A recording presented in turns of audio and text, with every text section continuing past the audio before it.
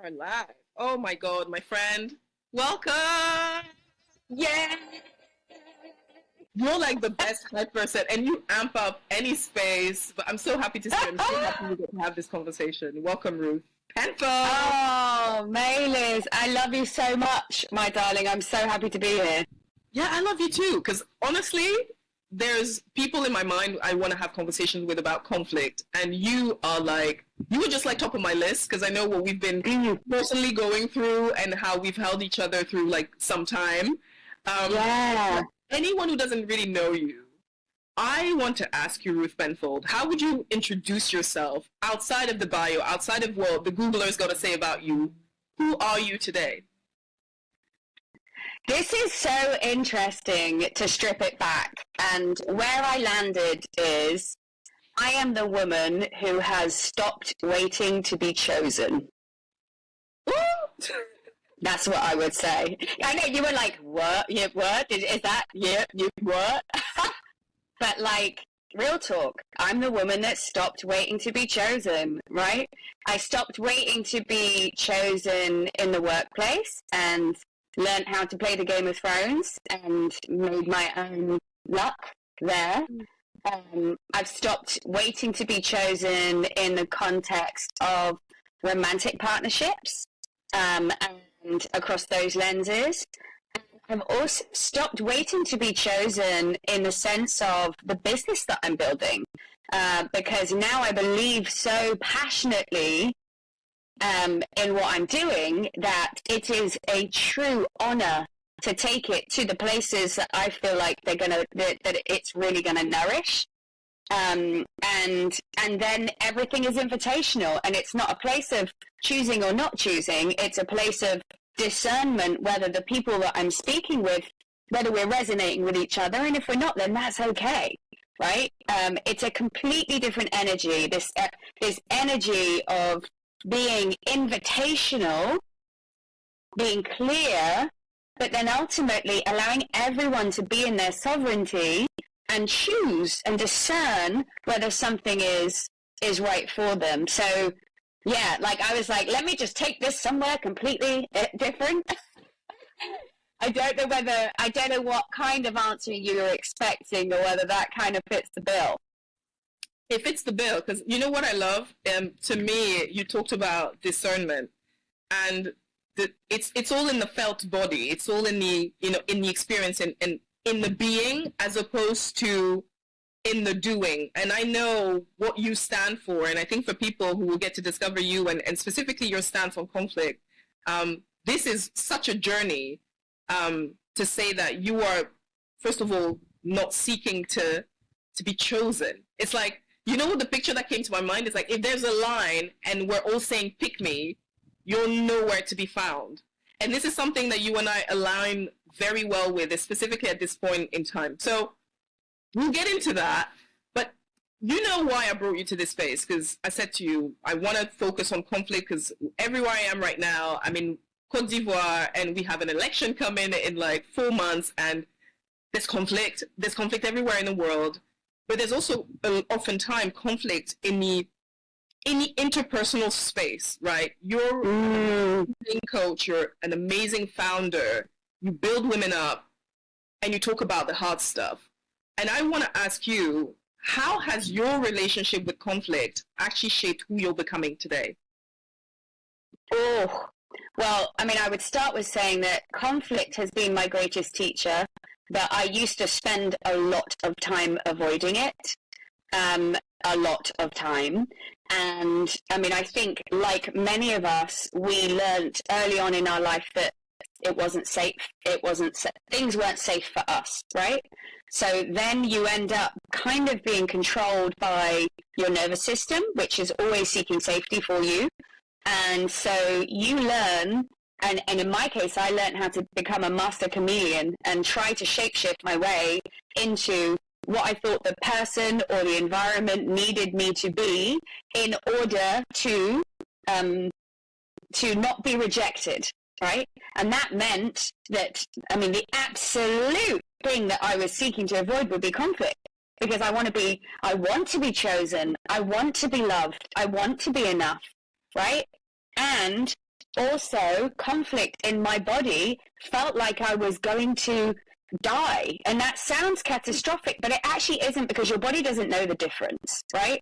If you've learned in childhood that conflict isn't safe for you, or that affection gets taken away when you disagree, or when you do something disagreeable, then you learn pretty quickly to be as agreeable as you possibly can. Or you go the other way. I mean, we both know there are different ways. You either fight, or you learn to be compliant. And I learned how to be compliant, and avoid conflict at all costs. But that meant really living a big chunk of my life in a state of performance, right? In a state of not really being who I am, because I'm busy trying to be who you want me to be, and not rub you up the wrong way, and not offend you, so that you don't reject me, right? But actually, and the only way that I've navigated my way out of that is by building capacity to experience conflict and uncertainty within my nervous system, within my body, and creating safety as I've gone along, in order that I can lean into it more and more and more. But I say all that to say, Maylis, it doesn't mean I'm great at conflict now. It doesn't mean I'm like, yeah, come we go. Like, it doesn't mean that I'm like, brilliant, let me leap in. It means that I'm like, here is a growth opportunity. Right, okay, let's align, and now let's step into it, and let's step into it in integrity. So I would say that it's still like, if you've struggled with conflict, it's likely that you'll never just jump all the way in. But you can train yourself to step in. You might not jump, but you'll step. Yes. Oh my God. I love everything that you said, right? Because you talked about building capacity, and you talked about safety mechanisms. You talked about really connecting with your body and understanding like the root cause of avoidance, conflict avoidance, right? And one thing that I love as well is that you talked about that conditioning, really the conditioning to just not even be in the room to please.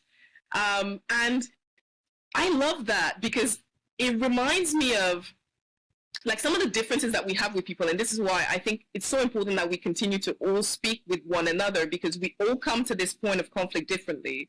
Like you were saying, yeah. I was one of those people who was like, bring it on. Like since childhood, fighting with boys at school, you take my things, I will kick you. And I was the one who was like, let's go. Anyone who's in my way, I will challenge you. And then I realized that also that wasn't necessarily the best way forward, because the impact of continuously exposing myself to conflict, to be the one who's taking on other people's fights, like be it in my family, my parents divorcing, in the workplace, anywhere there's heat, I will be there and I will be speaking up. I had to find another way, right? And you're saying I'm not good with conflict. Doesn't mean I'm good with conflict. And I don't even think it's the point, to be honest, to be good with it. It's to be with it. To me, it's like be with it. To be with conflict as opposed to constantly trying to find solutions to manage it or navigate it. Because the navigation is about how you understand yourself. And I love what you said there, around really learning to live by design and not by performance. And if we were really to kind of go into this conversation, Ruth, like I'm seeing it as like a book that we're exploring, like Ruth's perspective on conflict. And you touched on something really critical, which is that conflict that we have with ourselves, our inner selves, and there's the system. And I want to get into straight like workplace stuff, because I know you've been riding that wave, been there, done that. And today you're speaking to women about you're just saying clearly, you don't need to hide. You can really fully be yourself, but you need to know yourself. And I want to look at it from that perspective of rebuilding yourself, but also rebuilding teams, because I know you've done that. You've rebuilt yourself, rebuilt teams. What's the thing that ruptured first? Like, can you tell me about a moment that really taught you something like essential about yourself, and why you need to show up? Why do you need to actually connect with conflict? Yeah, gosh.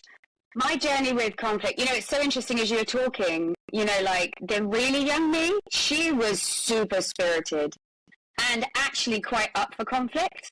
Like at school, if I didn't agree with something the teacher was doing, or if I thought something wasn't fair, I would let them know about it, right?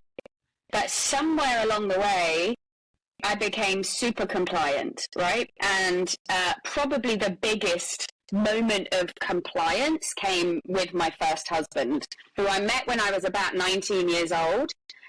And that marriage was a codependent, abusive relationship that I was in for 12 years.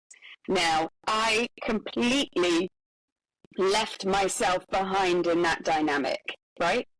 And what I mean by that is I didn't know who I was. I was in survival mode for 12 years and living in a state of constant hypervigilance because I didn't know what my husband was going to do next, right?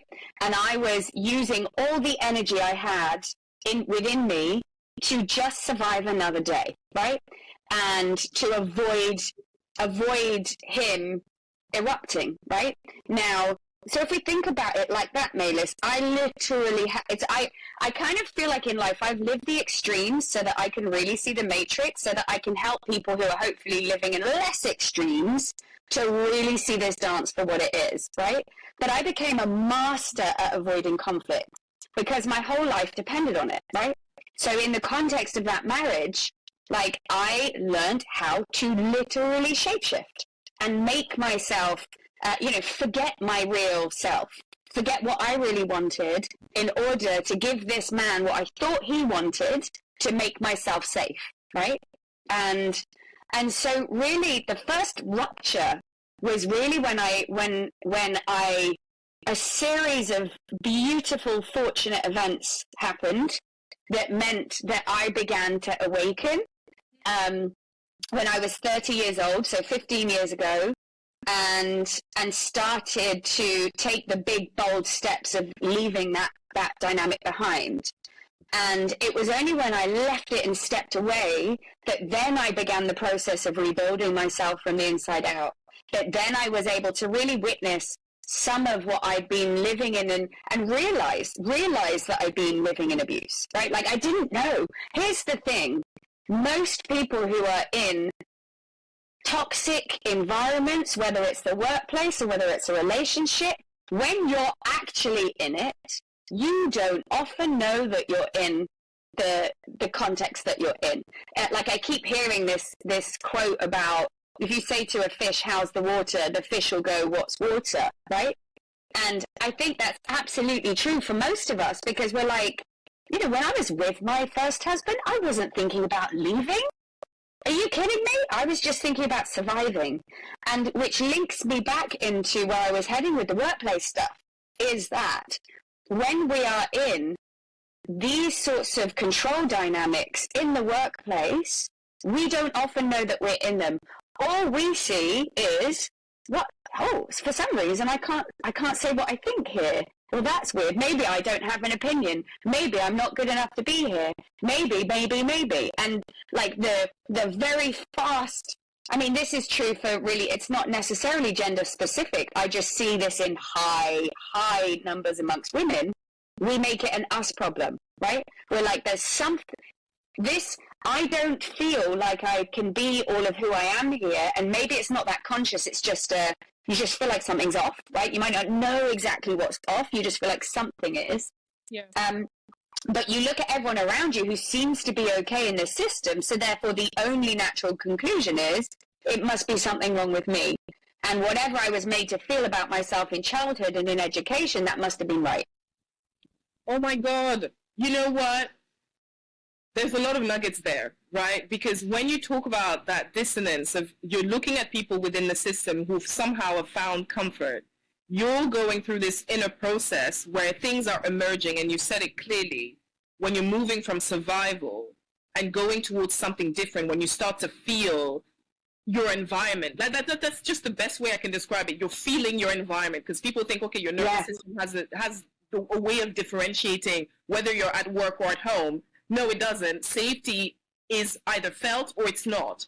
And you're looking at these people and thinking, wait, what is being asked of me here? And I want to know from your perspective, if you think about, you know, that shifting point 15 years ago, you left one space, and I think it's incredible already to even leave. This is a conversation society has already been, is still struggling with when it comes to women leaving domestic violence. I mean, look, we have the Diddy case at the moment, and you can just get into it and look at the questions that are emerging from people and how we frame these assumptions, because most of us don't really know what people go through unless we know them, right? And I'm wondering for you, like when you were into that phase of like entering and reconnecting with yourself, looking at who you were becoming in the workplace or who you could become, did you actually start to censor yourself, or did you actually start to notice like maybe there were parts of you that were either too much or not enough, or maybe leaning towards one or the other?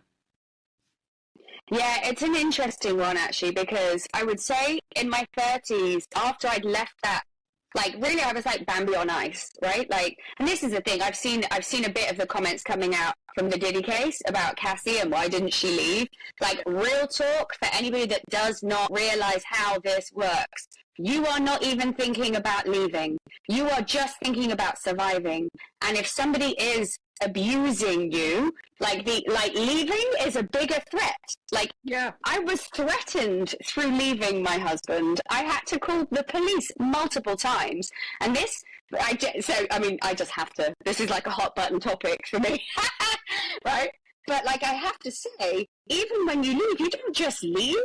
The residual impact of being in that environment lives in your nervous system, maybe forever, right? Like, you don't just leave with probably PTSD of some description. Like in my case, it was chronic, because there's lots of different elements to it, but it's also complex, right? It's chronic because it happened over 12 years, and that's like basically living in a war zone for 12 years. So you're completely disconnected, right? So then you bring that. And hey, like, I know a lot of people aren't in maybe such severe circumstances of abuse, but lots of us are hypervigilant in more areas of our life than we should be. And in the workplace, that's what we bring, right? That's what we're bringing. And so there's something about, like, I don't know, like in my own case, it was almost like, I can't tell you where it came from, but something in me became determined to become all of who I am. But I didn't just get to press a button and go, right, now you're Ruth Penfold. Here we are. Hey, everybody. Here she is. It was this clumsy decade of experimentation of like, oh, gosh, like, which is actually what became the foundation of the Bloom method I share today, right? Where, okay, I figured out maybe if I work out what my values are, it seems to work in companies, maybe it would work for myself. Oh, yeah. Great. So what I mean by that is, like, I was building my sense of self brick by brick, right? Brick by brick over the years, right? So, and I think, therefore, what I encourage in others when it comes to this self-reclamation is that we have this mindset of experimentation, of, building capacity to be different to the environment that you're in, right? Which is hard to do because as humans, we're wired to fit in, right? Which is also why when an environment is toxic or abusive, we struggle to step outside of that and go, hey, time out. This is bullshit, right? I mean, maybe, Maylis, you might have done a better job of that, but a lot of us are like, oh, whoa, it must be me. No, not happening. Not today, Satan. No, but it's so powerful. It's really powerful what you said. And the experimentation, I think, is often where we trip ourselves up. Because anyone who's gone through any form of transformation, it is a one day at a time process. And you're not necessarily always going to see the impact. But to me, it's like, I've been in recovery, and I say this to you often. But when I got out and I got sober for the first time, and my recovery is very much a design process now, because I've stepped out of 12 steps in traditional recovery, but many of my friends who were still back there, like deep in the madness, were saying to me, well, how did you do it? How did you? And I just said, you can't cut corners. There's no corners that you can cut, because the moment you start cutting corners, you're actually taking time away. You're literally messing up your lifeline. And all that sobriety gave to me, some people are like, yeah, it gave me the life of my wildest dream. For me, it just gave me distance, a step back, distance from the behaviors, distance from the nonsense, distance from the impulse, distance from the reflexes that were hardwired in me to survive in that way. All you're getting is just data and information, and you get to now define what you pick, what you change, and what you shape. And it's very fascinating because you talked about that rebirth. And I know that in the way you emerged with the Bloom method, you were very vocal about burnout as a breakthrough as well, right? With about shifting ourselves from toxic environments and sometimes being in dual toxicity at home, at work. But for you, it was really interesting because you were leaving something, but you were also entering a very high, fast-paced environment where performance is what was required of you. But in your personal journey of recovery, what was burnout? Like, how did you frame that? Were you even aware? Because this is another thing. I don't think most of us are aware we're burnt out until this day. But for you, speaking about that life where you're living disconnected from your intuition, can you tell me about, what that understanding of burnout brought up? Like, was there a story about rage, grief, softness? Like, what were the emotions that emerge in you and that you had to process? Yeah, I mean, gosh, I think it's been like stages of awareness gradually over the last decade, right? So I would say, so stage one, I started to become aware of like the matrix that we operate in, and how some humans are really good at getting people to do what they want them to do, and other humans are really good at doing what the human wants them to do to stay safe, right? And what I see is that the way that our corporate world works really rewards survival patterns of high functioning humans, hyper-vigilant humans, always on humans, right? Particularly the startup world, right? The startup world is this like hotbed of somebody with a great idea who's really good at getting other people to do what they want them to do. And then lots of people showing up with their trauma gardens. And I say this with all the love because I have a rich, deep trauma garden too, right? So we show up with our trauma gardens and feeling like we're not enough. And then we sort of enter into these dynamics where we get these sort of little dopamine hits and spikes by being not even just high functioning, hyper functioning, hyper vigilant, always on, over delivering, over giving, overdoing, right?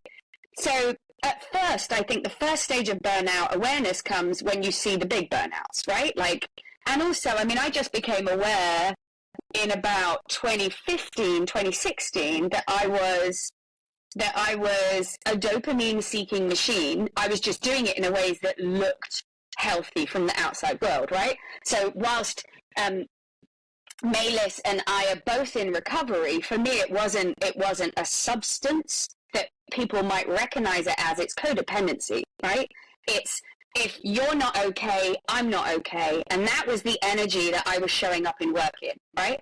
So the first place that I was really able to build the potential in myself to do something different was in realizing that the only people that were really, really benefiting from me operating in that way was not me. Everybody but me. So I made a pact with myself to try to create something different. And I only did that by creating an incredibly structured approach to life and work, my own form of recovery at the time, right? Which meant having a lot of discipline around bedtimes, around what time I wake up, around what I consume, around what I do, what I don't do, right? But it was like before order there was chaos, and when there was order, my goodness, was there order. It was like control to the craziest level. But I say all that to say, like, as my awareness, and now I deliver, I'm also a yogi, and I became a yoga teacher in 2016, and so my my knowledge of wellness is through lived experience. And what I became aware of, probably, I don't know, five, who knows when, right? But in the processes of development, is that a lot of us are high functioning people who are always existing in a state of functional freeze, aka burnout. Yeah. So like the lights are on, there's no one home. We go to work, we show up, we give to everybody else but ourselves. We come home, all we can do is maybe watch something on the television or maybe scroll a screen if we can cope. But we are completely like, we're gone, right? Yes. And I think that there's not enough attention being paid. Like, we think about burnout as like the big burnout, but I'd like us, and what I'm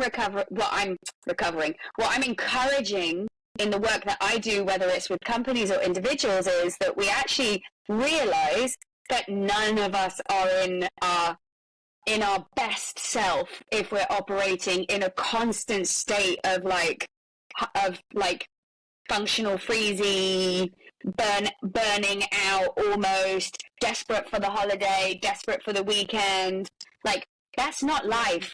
And our companies won't thrive. Like, and there is a business reason for this too. Like, the more alive and awakened your employees are, the further your company will go. Yeah. But if they're just trudging through the day, Maylis, and if they're just like, oh God, let me just attend this meeting and I'm just going to disassociate my way through it, then like nobody wins. Nobody wins. Oh my God, Ruth! Like what you're saying there, I think we've been talking about burnout for like 20 years now. Do you know what I mean? Like, it's not. There's nothing new, but we still haven't grasped it, right? We're still treating it as, oh, you know, eat your 5 fruits a day, take care of your mental health, all the simple little tips and tools. And I'm really fed up with that stuff, because I grew up, when I started, I think when I heard you speak, I was thinking about maybe when was the first time I ever noticed burnout, even without really understanding that it was. And it made me think of my dad, right? My dad was one of those people who is celebrated on the outside, like, and he's an amazing guy internally as well. Right. What he does for others surpasses anything. You go everywhere, people are like, oh my God, that's your dad? But at home, I would see him shrink. I would see him disconnect. And to me, burnout, I think now that I'm growing up and I'm also a parent, it's the lack of capacity to find wholeness outside and inside. And there's the inside of your family home and your home and your partners and whatnot, but there's also inside yourself. Because some people also wear the mask at home to keep everything at bay, because no one needs to see you crack. But the reality is, you know you're cracking. you know you're fucked up. And the thing is, as you were talking about values earlier, I'm wondering, do you think burnout in itself actually can be a portal for values-aligned leadership? Yes, 100%. 100%. Because most humans, imagine if you're like there's a saying I keep saying at the moment, and I have I like hyperfixate on something, right? The saying I keep saying at the moment is, don't let a good life get in the way of a great one.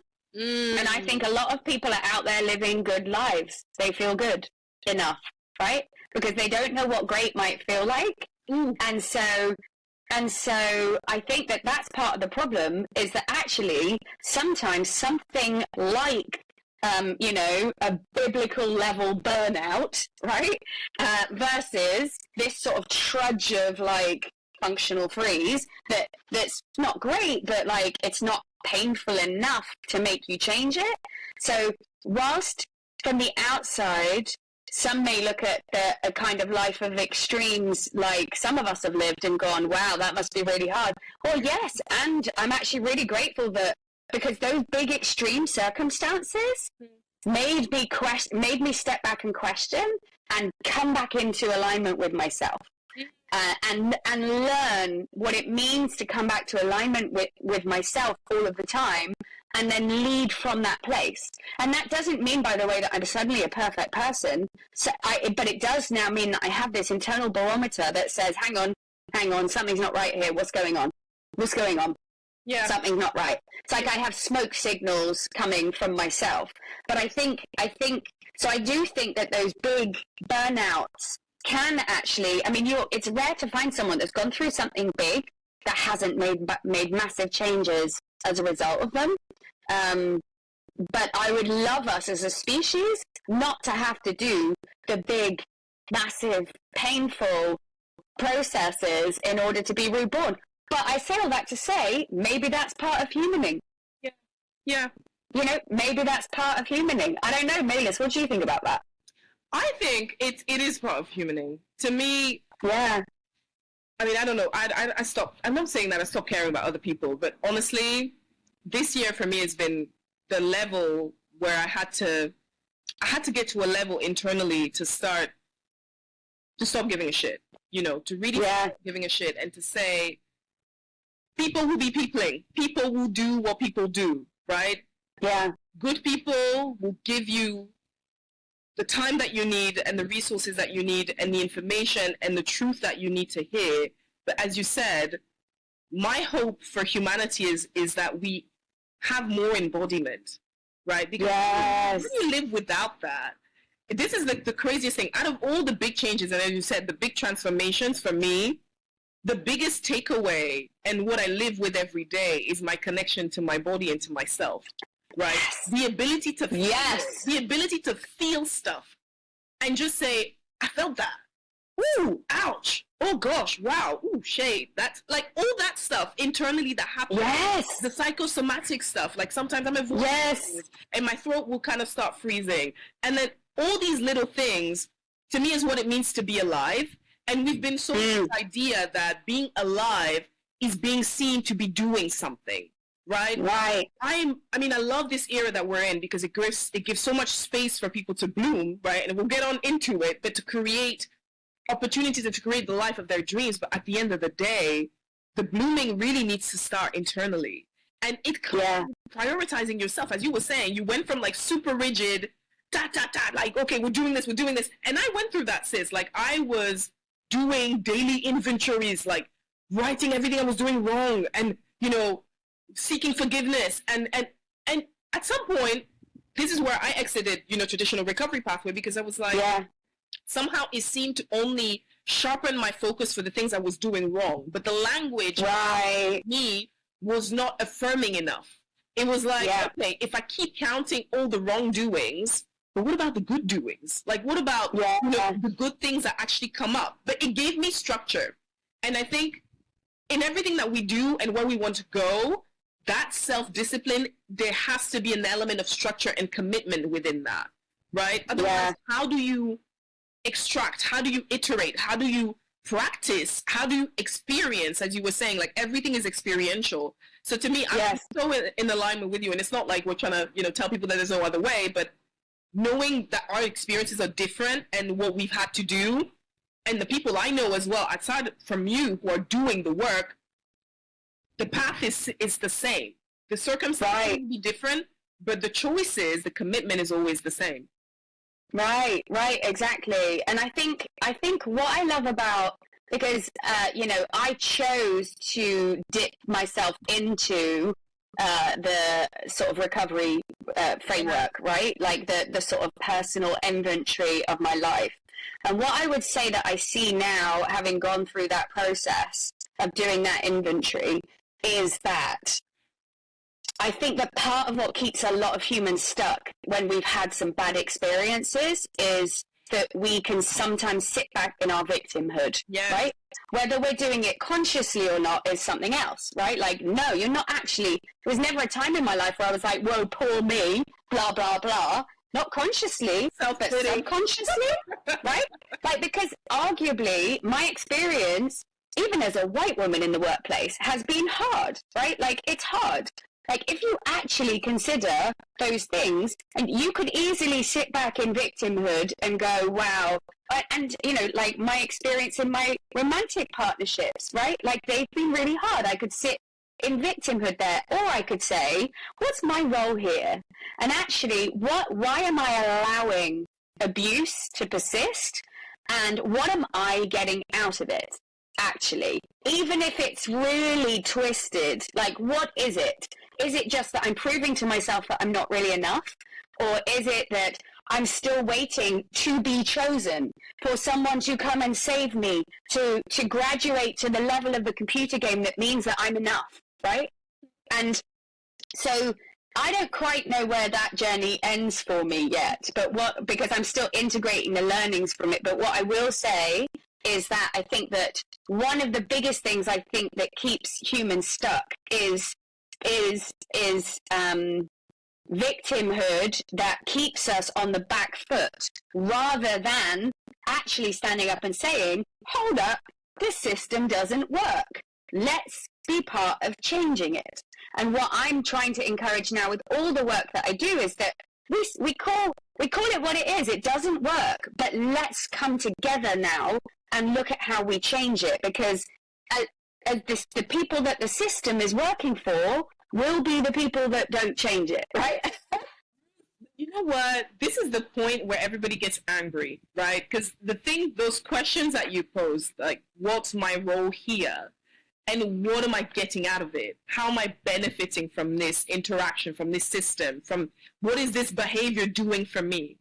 This is the question most people don't want to ask, right? Because if you think about the workplace, this is when we start to ask and unravel the question of privilege, which people get mad at, right? It's like, it makes people angry, but I don't think we should be angry about that. I don't think we need to be. I think we need.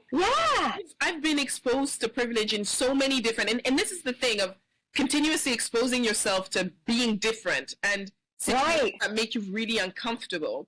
You have that inbuilt awareness. Just as we have hypervigilance, you have that sense of knowing where you're not necessarily seeking to belong, but you kind of have a sense of knowing of who you are, right? And it comes with that thing of, well, how am I going to show up here? And it's not about calculating, your persona and shaping up this image of yourself, but it's understanding where you are and how things work, right? And how am I benefiting from this? How it lets you know, how will my voice now have an impact, or how will it not? What role can I play in this? Can I change something? Right.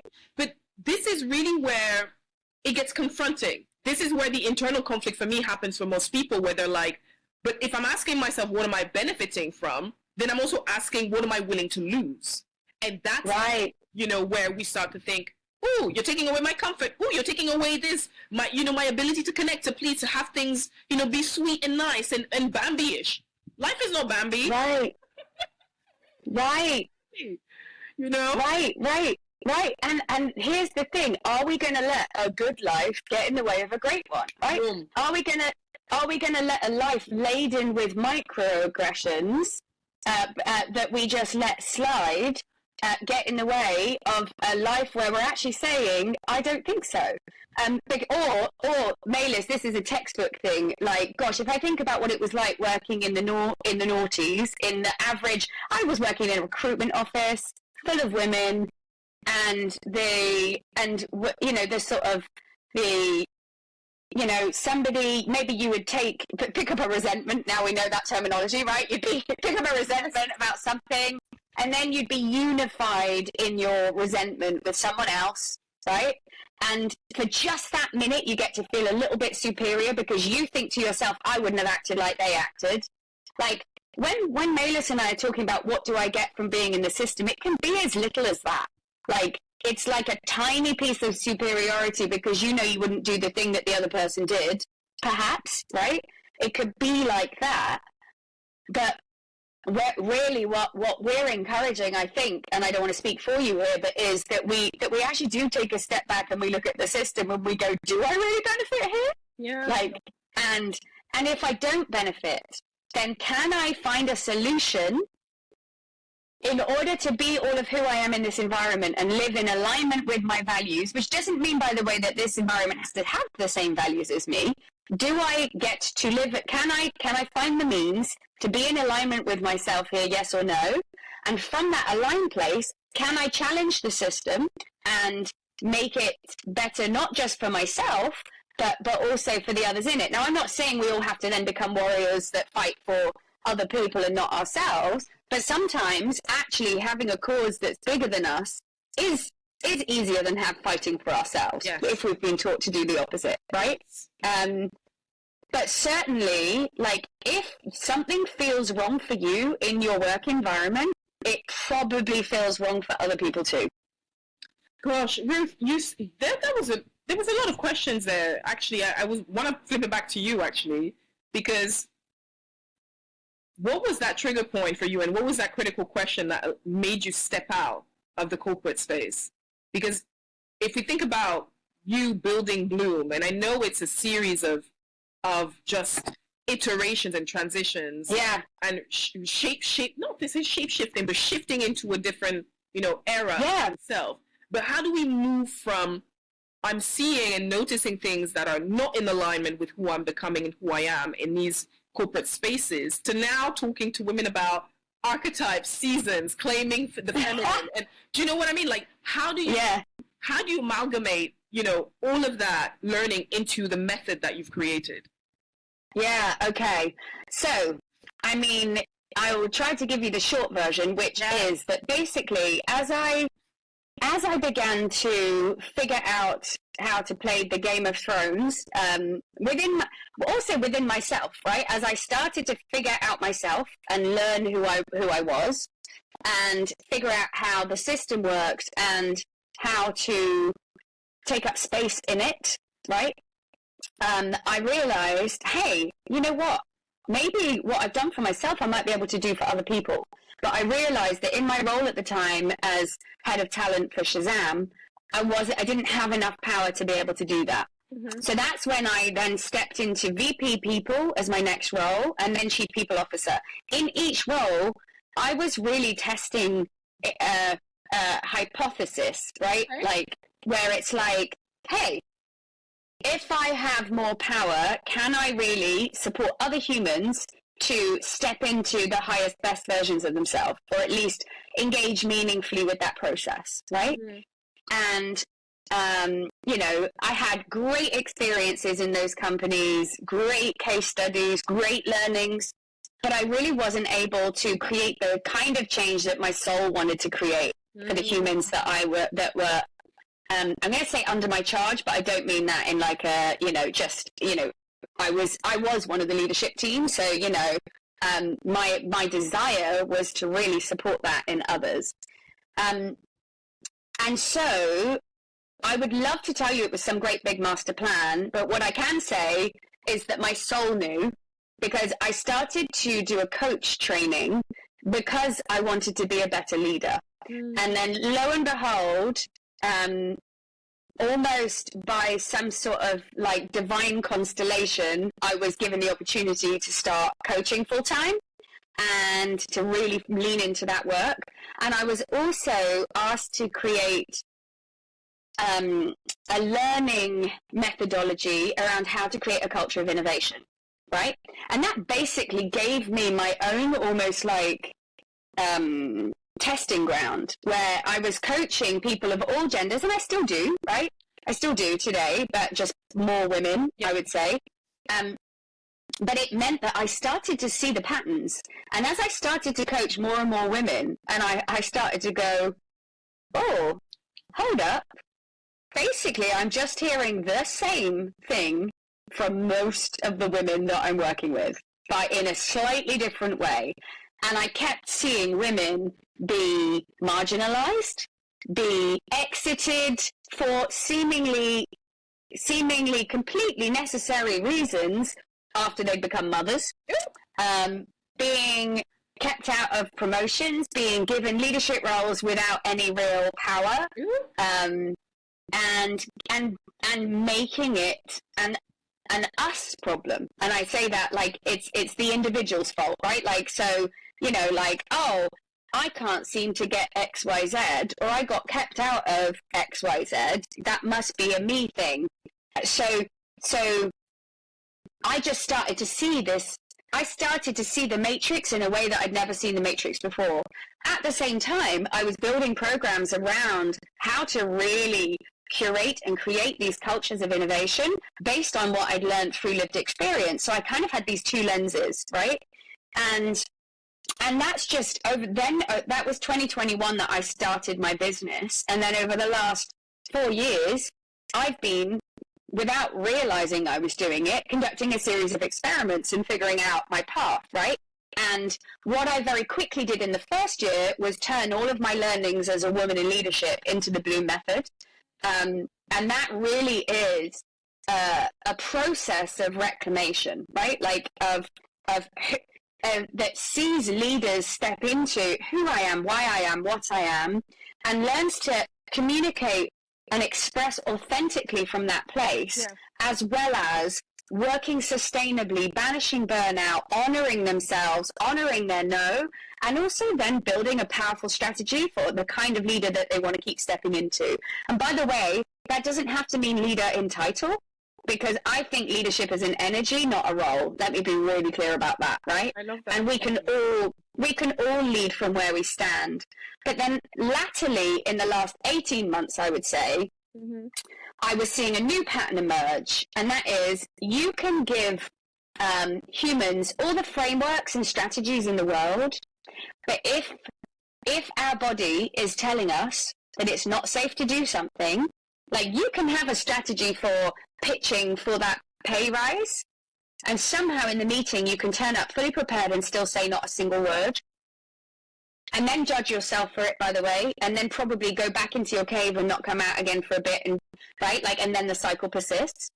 And so I realized that one of the things actually that enabled me to take up space in my own career was my yoga teaching and practice. Yes. Because I was actually building capacity with myself, even though I didn't know anywhere near as much about somatics as I do today in the body and embodiment, right? Like, it's only in the last 2 years that I've really been meaningfully working on becoming truly embodied and feeling my feelings, Maylis, because we've been going on this journey together, right? And of really going, well, hold on a minute, if you're not upset, what's going on here? Because actually, so where is that feeling? Let's find it. Let's build it.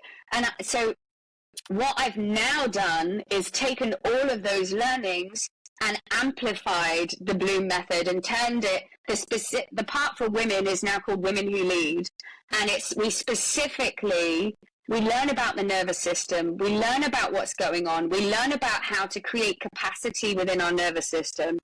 I teach some of the energy practices that I've learned to either activate and get ready to have those hard conversations and deactivate. But I've also rebuilt the entire program around our cyclicality. Yes. As women. And so really it doesn't actually matter whether we're bleeding or not. And if you are vibing with the feminine polarity and you lean in that direction for any reason, right? You can also honor the cyclicality that wants to live within you, right? By flowing, you can also cycle with the moon, right? So this is something that is not just about whether we're bleeding or not. I'm in perimenopause myself, right? Like, so it's not just about that, but it is about embracing the fact that part of what comes through in the feminine is changeability, right? Is actually the fact that in the different phases of our cycle, we actually have access to these different energies within us. And I've called these energies archetypes, right? And I've given them names like the explorer, the creator, the alchemist, and the visionary, quite specifically, because what I realized was, look, okay, I can work with a woman and I can really support her to love and claim and value the experience that she brings and embody who she actually is in the workplace. But also, throughout women's lives, we're actually being taught to mistrust and not like women, right? In different ways, and I know that's different in different societies, but we're taught that our cycles are wrong and dirty, and our changeability is uncomfortable and should be masked and not allowed to be, certainly not allowed to be claimed in the workplace, because we're modeling the masculine in what's correct in the workplace, right? When actually we do have these different energies within us, and actually our power comes from the fact that we have these different archetypal energies. Now, I say all that to say, Maylis, we all have masculine and feminine energy in us, right? Doesn't matter who we are, but I do believe that if you're leaning into the feminine polarity more and you're not honoring your cyclicality and your changeability, you're really missing your superpower. And if you can learn to lead from that changeability and fall in love with it, that's where you will be able to bring out in your leadership the medicine that this world deeply needs. And that's regardless of gender. I love what you said, because one of the reasons why I want to talk more and want people to talk more about conflict is that part about how we were taught to lead, but also, I think in my case, how we were taught to fight. I was taught to fight very early on, and the way I understood the fight was how men fight. You know what I mean?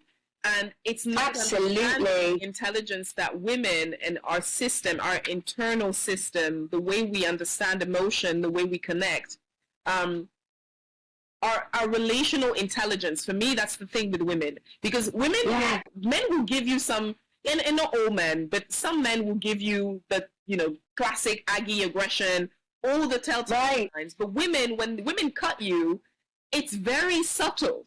And there's a nuance there when you think about, I think I was reading an article recently where they were talking about how men bully and how women bully, how young girls bully, how young boys bully, right? And the distinction of how women are intuitively seeing and connected with the environment and feeling everything, and how we use that intelligence. For me, it's been incredible to actually understand the power and the kind of power I have and the kind of power I want to preserve and how I use that power moving forward. Because it took me, Ruth, I swear to God, I had my first child and I was working and building a business. And it was fascinating to see that no one understood my experience whilst I was at work. But what I was going through, that understanding the maternal instinct, but also what my body was changing into, because I was no longer the same person I was before. I was now someone who was responsible of another life, and at the same time, my body hormonally had shifted into something different. And I didn't know what the fuck I was doing. Most of I think I was just in a liminal phase, like a transitional phase that had no name, and it was almost very, I don't know what the word is, but it was almost numb. And most of us, I think women, are scared of numbness, right? Because we're either, for me anyway, growing up, we're always taught to just kind of either react, either have something to say or something to do. And I had to sit in the numbness and think, where is my body taking me? Who am I becoming? Where am I going? And it took 2 years, even almost 3 years now. My eldest is almost 4 years old. And those 3 years were where I discovered who I was.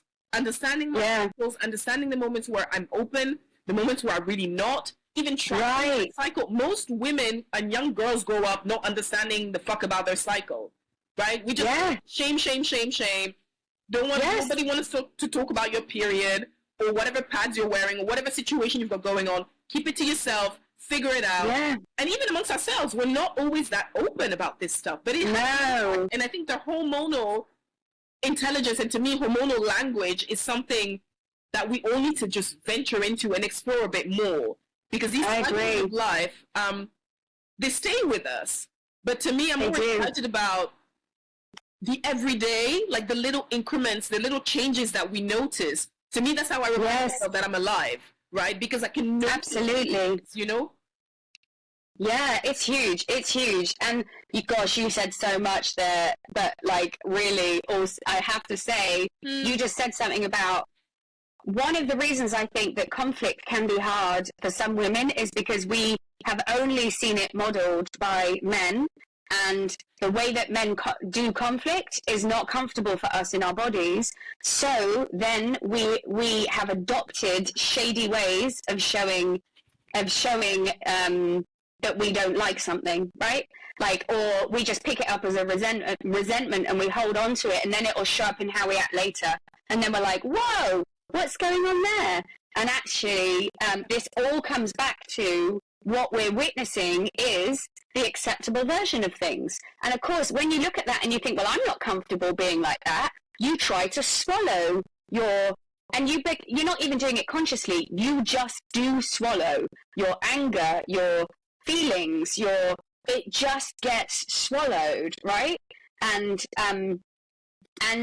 we do feel things differently because our nervous systems are wired differently. They plug into different parts of our body, right? Like the relational side of things, we're literally wired to relate and to create family and procreate, and like there's this biological drive within us to create connection, to feel safe, that we try to override, and we are therefore fully disconnected, and we're in a world where we're not necessarily encouraged to live into, to become curious about our cycle, to even pay attention to our cycle, because when our cycle gets hard, we're taught to take things to make that go away, versus getting curious about the system we're living in and going, hey, maybe my cycle is really hard because my body is screaming at me that I'm in an environment that isn't right for me. Yeah. Like, all of these things are linked, right? Like, not always. Sometimes there are other reasons, but a lot of the time, the psychological impact of the places that we're in life shows up in the cycles of our bodies and in the way that our bodies are functioning or not functioning. You know what? There's a really interesting point about, that the way men do conflict.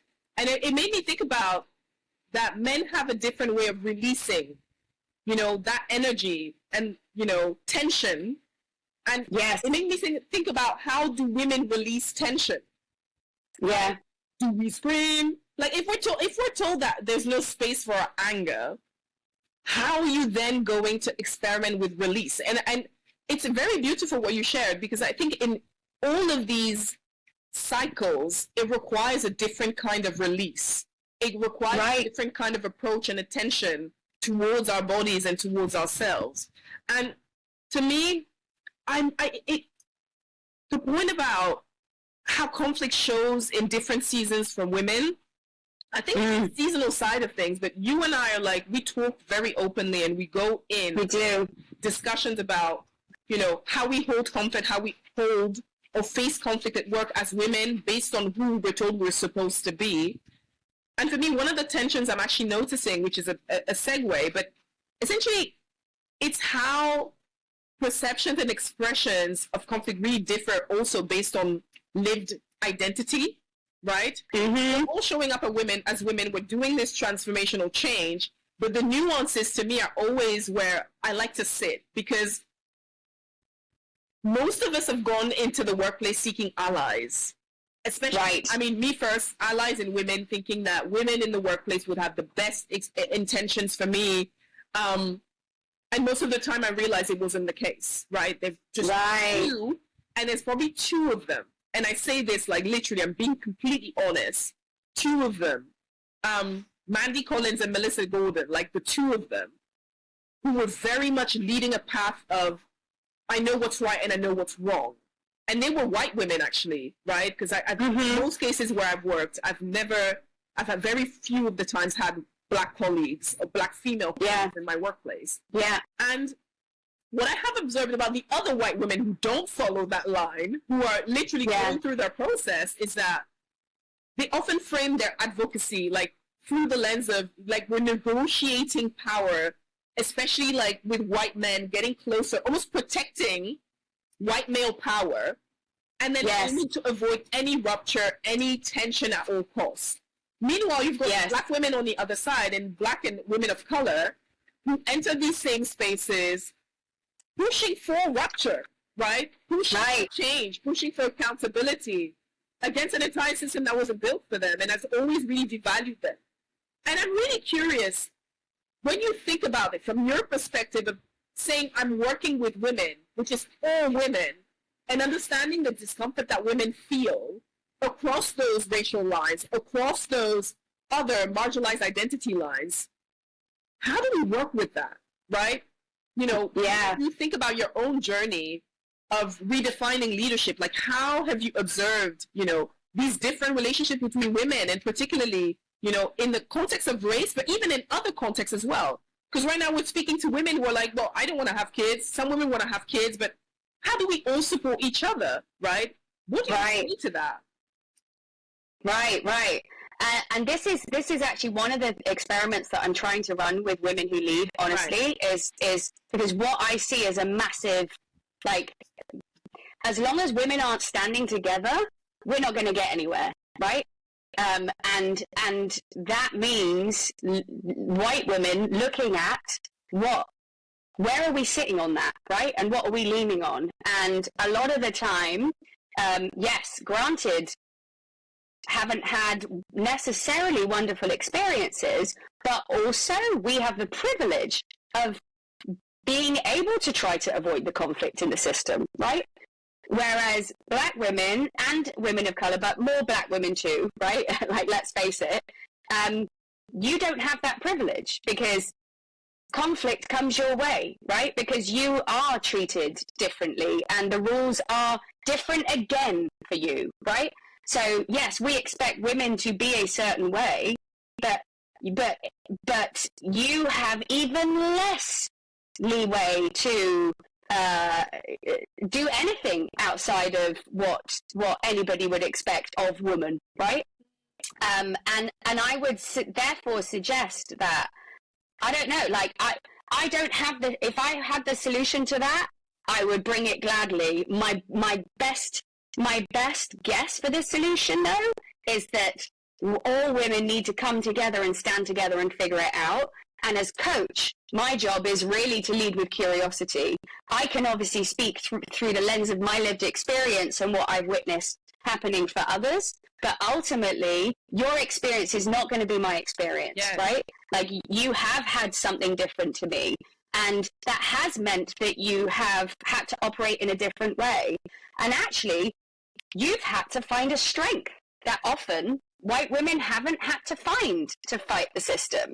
You know, and I think there was part of me growing up, and I've always been somewhat immersed in the black community. And honestly, there's been a part of me that's looked at the strength of black women with so much awe, but a deep recognition within myself. Ruth, you have that strength too, and you have to get brave enough to find it. Because you are here to fight, and you are here to create a fairer system and to create a world where humans get to be more of who they are. Not on your own, no, but it's almost like the strength that I witnessed when I was completely lost, Maylis, the strength that I witnessed in black women was the invitation from the universe to me to tell me what was possible, for me to stand up within myself and to have a different approach. But I say all that, by the way, wanting to deeply acknowledge that it is not black women's job to carry and fight and to be that strength for the whole world. But there are those of us that see you doing it and deeply honor it, and thank you for your leadership. But I do only see the solution emerging when women are coming together and actually being prepared to sit in the discomfort of saying, that's not right. You're treating that person differently. What's going on here?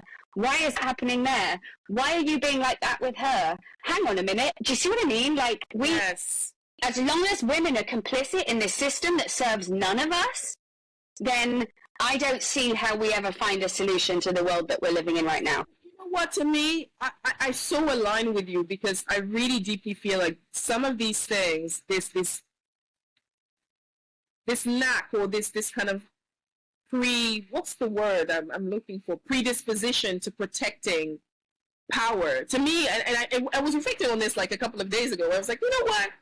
If you think about it, most of the issues that I've had with some white women in the workplace protecting power from white men, it's like, you can see this man as your family member. Like, you can see there is that connection. Like, he looks like one of you. I don't have that. So to me, if this person is acting out of line, there is no thing connecting me or stopping me. It's like, no is no. that's wrong. There is nothing to protect there. It's just that I'm looking at difference in what is being used as either a platform for opportunity for all or a platform for disadvantage and manipulation and harm, right? And yes, to me, it's connecting with that language for ourselves. And today, Ruth, I'm saying this. I live in an all-white, all-black country now. Like, I'm back home. Everybody around me is black. And for the first year, it was like, oof, I don't really have to think about being black.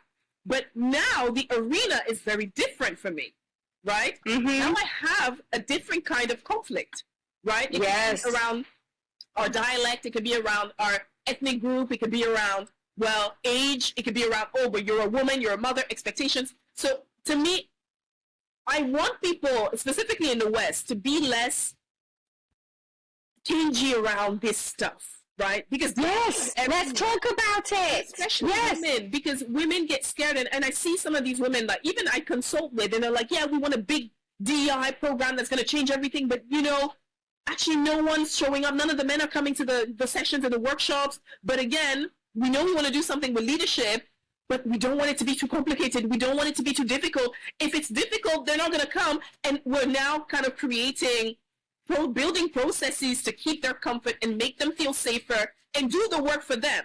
The way where I come from, if you're bold enough to pop your head out of the parapet and say, I'm a leader, you better know that someone's going to knock your head out, because that is a bold step. You want to lead, to be seen, and you will get hurt. And not everybody's going to agree with you, but we need to stop telling people that leadership is an easy job, right? If you want to take a company to the next level, you want to lead people, well, you have to take the heat or get out of the kitchen. Yeah. But as long as we have women, and specifically for me, it pains me when I see women building the guardrails and saying, oh, 100%. No. This change is not happening. We will have change amongst ourselves, but the kind of change that is life-defining and transformational for societies and even for civilizations, my belief is it starts with women, right? And I know black women are doing that thing, but it needs to be an all-women thing. Not just black women, women of color here doing their thing. It needs to be an all-women thing. Not educating the rest of the world, but doing things that are right by us first. Exactly right. And you know, and I think all of it, which is why my whole business starts from that place, it starts with self. Because what's actually happened to most of us in this world is we have become disconnected from self, from our values, from our sense of alignment.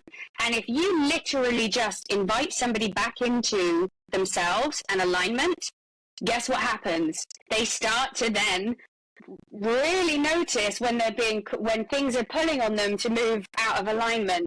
And because we're in this place where humans are operating from fear, that's where you see, well, I'm not safe. But if I do something that looks good for this other person, then that makes me a little bit safer. So if I'm seen to be upholding this system, even though it doesn't serve me either, so when we talked earlier about the payoff, that's the little psychological kickback that you're getting from upholding a system that actually doesn't serve you either. But therefore, the only way, the antidote to this poison is creating safety with ourselves first in our bodies, so that we know we're not going to leave ourselves behind. Because plot reveal, the only person that it really matters in this world doesn't reject you is yourself, honey, right? So that's where we start. Then we come together, and then we go, right, how do we meaningfully show up for this fight together? And to be able to actually now all be in alignment with ourselves, which, plot reveal, usually our values are not that different. You know, we want to be humans are pretty there's a variation on the theme, but pretty much we want to be in alignment with what is good and what is right and what is proper. I mean, Ruth, when's the last time you heard someone say that they don't want to work in a place that upholds their dignity? I don't think, and nobody out there in the street you will go and interview will say to you that they will willingly sign up for something that degrades their being and their perceptions of who they are. So I do agree with you that when we speak about the bullshit, most of the bullshit that's internal and also the bullshit that's systemic, we actually get to that core line where we understand ourselves because we speak from values. And one thing that you said as well that really stuck with me as well is the fact that when we're doing this self-work, someone said to me one day, they were like, why do we suck at self-care because we don't know what we're taking care of? And I think it's pretty much the same thing when you think about conflict, because we're looking for the wrong target. Like we think whatever that person said or whatever is happening in this environment is a reflection of me, when actually your system is reacting to this. No one's going to make you change your mind. No one's going to make you cry. It's what's going on the inside that is connecting with the outside, and the response is only yours to own. And to me, it's the same thing about how we think about relationships at work, right? We're very much quick to find solutions, for conflict as well, but rarely do we think about recovery and repair. And to me, I'm really curious about how you speak to women about this kind of stuff, right? Because my work, I don't give a shit. If I don't like something, I walk out. And this is the thing. I don't, and I have this prayer when I'm like, you know what? Universe, God, ancestors, I didn't get to this earth to be pissed off all the time. I own my anger and I love my anger, but I don't want it to be triggered every day. If this place is not for me, I will walk out. And I'm okay with that. But some people don't have that ability to do it. Yeah. I'm okay. I can eat white rice for months if it means I'm better, with myself and I feel content. Some people, they would rather take it and go for it. But how do we address the challenge? If our systems within our workplaces are not geared towards thinking about conflict as something that is, I think, a portal in itself, but it's something that is transformational, but it's not something that can only be seen as a one-time thing. We have to build in capacity for our systems, for our culture to recover and to repair, so that conflict is something that just happens, and it can be creative as opposed to destroying and destructive, usually for the individual, because the company knows how to recover, but the individual gets kicked out, rarely has the support to survive. Yeah. It's so interesting because I can't help but relate this back to the yogic philosophy, right? Because it's so relevant here. And the deeper I've gone into my yogic study, the more that I see how absolutely non-woo-woo yoga actually is, right? Like, it's just absolute common sense, right? Like, if you look at your chakras, right? So, your root, your fear center, right? Like, literally create safety from the base, the foundation. That's the foundation of everything else. It gives you access to the rest. Your sacral center, creativity, right? Your solar plexus, the fire, metabolizing experiences, metabolizing food, turning it into fuel, right? We'll come back to that. I'll just finish the chakras and we'll come back to that fire part. The heart, love, right? Fun fact, the arms are an extension of your heart. So your work is literally love. Like, working with your hands is literally love. Your throat, your freedom of expression, right? Then you bring it up to your third eye, your intuition, your sense of things, your pattern matching abilities, and then your crown, your connection to everything else. Now, we could either use that as the idea of divinity, depending on how you feel, whether you're spiritually inclined or not, or your just connection to everybody else, that all the other souls around you. Let's just think of it like that instead, right? So if we can be in alignment as an organization, we are on fire, right? But the center that you're talking about there, the energy center of the solar plexus in organizational terms, if we are not metabolizing stuff, it's like your digestion's got stuck and you're no longer being able to take the food from the stuff that you're consuming. So guess what? Eventually, we expire, or we become very unwell. We become very sick, right? And I know you know too, my greatest transformations as a human have come from walking into that fire, from allowing myself to, frankly, burn and then metabolize those experiences and that pain and to use it purposefully in the way that I'm showing up next, right? And in organizational terms, that's in my own life, right? That's through my experiences in the workplace. That's through my experiences in relationships, which, guess what, have massively informed my knowledge of how we're showing up together as a species, right? And they inform my work in the world of work too. So if we are not metabolizing tension, we're just getting stuck, and literally our organizations will fail, right? Which means, though, that part of the work that we need to be doing in organizations is building capacity with discomfort, right? That doesn't mean, though, by the way, that we're creating these hyper-vigilant cultures where we all say what we think and we do it without caring because, hey, we're a transparent culture. That doesn't work either. It starts with that root, with that safety, and from that safe place, we can create and we can lean into conflict and have these more challenging conversations. And if I was to explain how I do that work with companies, where I have done it with teams, whether that was internally or since within my own business, Bloom for Teams, really, I create an environment where the system can heal itself. Yes. So I come in and I call out what I see, and I say, I name the context that people are operating in, and I conduct interviews, and I learn, and I feel the system, and then I make recommendations. But one of the biggest recommendations I ever make, alongside often leadership development, is letting the system come up with ideas about how it heals itself. Yes. About what safety might feel like for the system versus, versus just some sort of ivory tower leadership team going, hey, we're just going to do this thing because then we think that we've done it.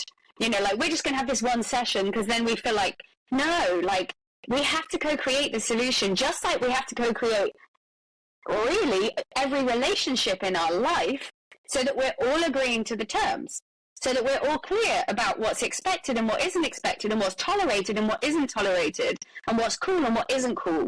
Because right now, in this grey area of not being explicit about what our co-commitments are, is where we are creating environments that are not just toxic, are damaging in the extreme to the humans in them. The number of women that I've worked with lately, Maylis, who are in some sort of recovery from the job that they've been in, and a boss that's taken away their sovereignty through their gaslighting and manipulation and abuse, right? And then they're hyper vigilant when it comes to their next role, and oh gosh, and what's going to happen next. And so I would love to be in a world where we didn't have to keep doing that. Yeah, I agree. And I love what you said, that safety, let the safety kind of lead and tell the story and tell the system how it wants to show up, how it wants to react. Because to me, when I think about culture, every voice informs, how we do things, the way we do, how do we do what we do. Every voice informs that. But every little behavior and everything that specifically you seek to hide and the things that you dismiss will tell you more about your culture than the things that you say that you do or the things that you're seen doing. And that part of the recovery for me is, it's patient, but it's also adds a level of care. But to me, care is something that, we framed as a fluffy thing, like a nice to have. Oh, cultures that are caring. Oh, yay, we're all counting, eating candy floss and being super cute. No, that's not the thing. To me, care is about unconditional positive regard, because when we have that as a baseline, we know that we can enter into a space of disagreement, because at the end of the day, care is at the core of the foundation, right? It's like, if we care enough to be here every day, spend 8 to 7, 8, 9, 10, 15 hours at work, for fuck's sake, right? The minimum that we can do is actually to care. That's the baseline of every feedback, every changes that we want to make. There has to be that inbuilt element of care and consideration. That's where dignity to me, lands. And especially that's where we start to redefine it and explore what does it mean for us to create together, where are these areas where we struggle and how do we recover? Because companies that are not actually agile and making recovery work, to me, are the ones that are the most vulnerable. We see them, those big names, those big companies, but you see the rates of disengagement, mental health, burnout, people kind of quiet quitting. And you're thinking that we're telling people this is what success looks like. Like, look at the younger generation. They're not even thinking about corporate. A big majority of them are saying, we're going back to doing things with our hands. We're going back to, these kind of like jobs that actually give you a sense of purpose and meaning because you connect with your creation and it's not dictated by some form of outcome or someone who's going to tell you how to be. And I think we have a lot of work to do, but still, to me, I find it fascinating when I entered that recovery space, and met so many people who were in corporate, who were struggling with drugs, struggling with sex, struggling with food, struggling with so many things, coming up in their suit and tie, everything's fine, and the moment they open up and they break out of this shell, the knowledge that comes out from them, the pain that is destructive, the truth that is horrifying and at the same time so sobering. To me, I see these people and I see the lives that they've created and I see the value that they bring to their work. That's what life is about. It's not about hiding. It's not about, being and playing and performing and pretending that we're doing the right thing and we have all the experts in line and giving us the frameworks, as you said. It's really about our ability to face this stuff and to have for people to feel seen. And as you said, you conduct interviews, you connect with people, you hear their voice, where in some cases, no one cares about what they say. It's just a survey that happens once in a year, and we know we have things to work on, or maybe it might be a DEI thing, or no, maybe it's not DEI, maybe it's something else.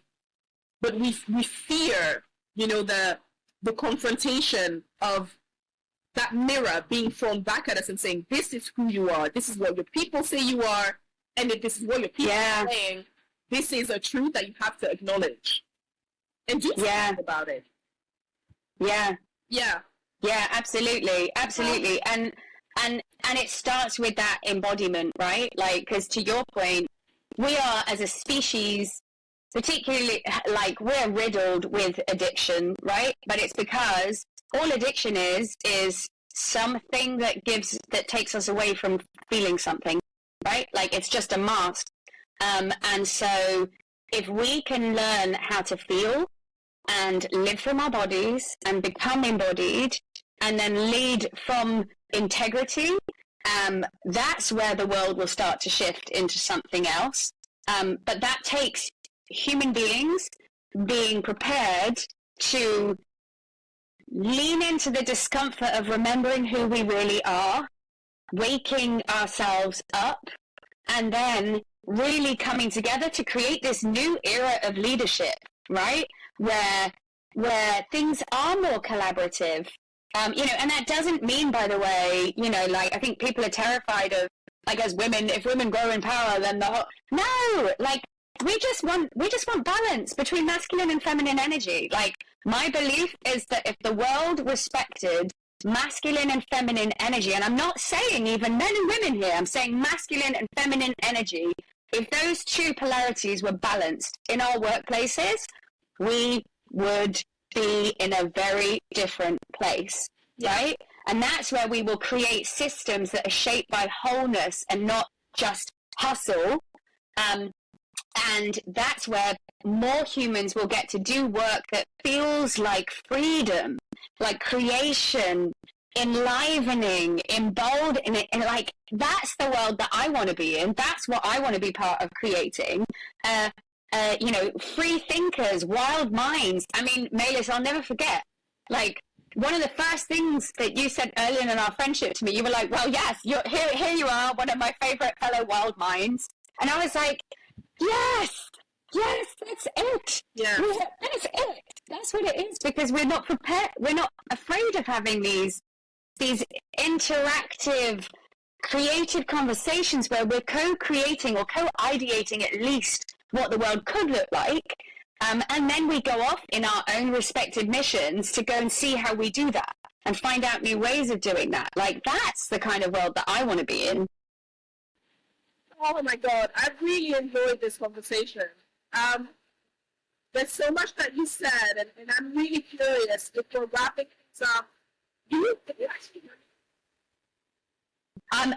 You're starting to get a little bit fainter now. Whatever that background noise is, it's getting louder. I was thinking,